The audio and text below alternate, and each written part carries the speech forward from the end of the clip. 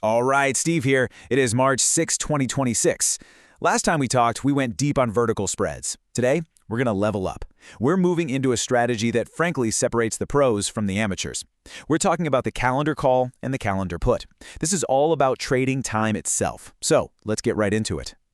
You know, most traders, they're just obsessed with one question. Is the stock going up or is it going down? But the professionals, the ones who really make a living at this, they trade something else entirely.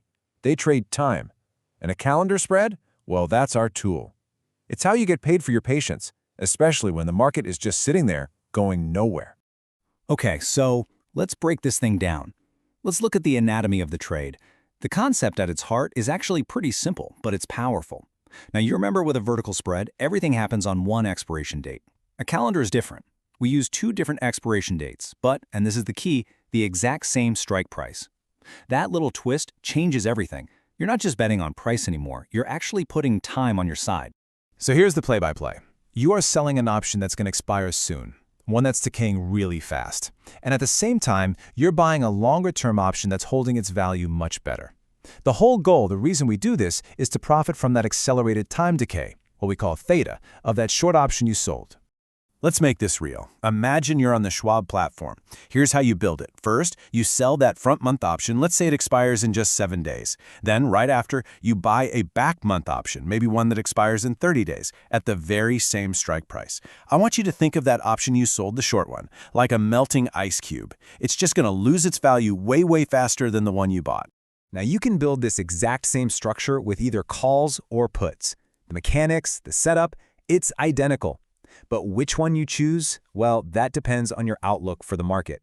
And I want to be clear, this is not a strong directional bet. It's more like a gentle lean. Let's look at when you'd use one versus the other. It's really this simple. If you think the stock is going to stay pretty neutral or maybe drift up just a little bit toward your strike, you use a calendar call. On the flip side, if you think it's going to be neutral or maybe drift down toward that strike, you use a calendar put. The perfect scenario? The stock price just pins your strike price right when that front month option expires. That's the sweet spot. And what about your risk?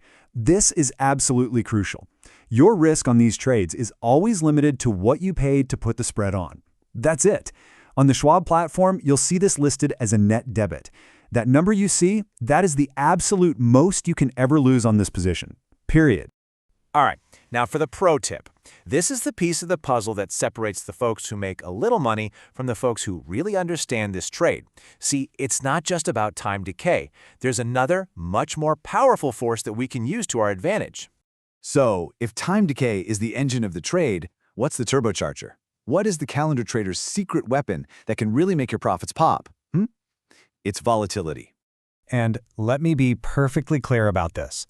Calendars absolutely love rising volatility.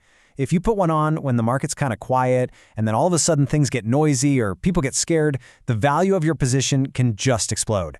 An increase in fear is your best friend with this strategy. And this chart shows you exactly why. When implied volatility, which is really just a fancy word for market fear, when that goes up, it inflates the value of that longer-term option you bought way more than the near-term one you sold. That difference makes the value of your entire spread expand. You see? You're not just trading time anymore, you're trading the market's expectation of what's going to happen next. It's a really sophisticated way to play a sideways market and get a nice kicker if volatility spikes. So, let's wrap this all up with a mandate, a directive. If you want to elevate your game and trade like a professional, you have to make a mental shift. You have to start trading time. So here's the takeaway. Stop focusing only on direction. You have to let the clock do the heavy lifting for you.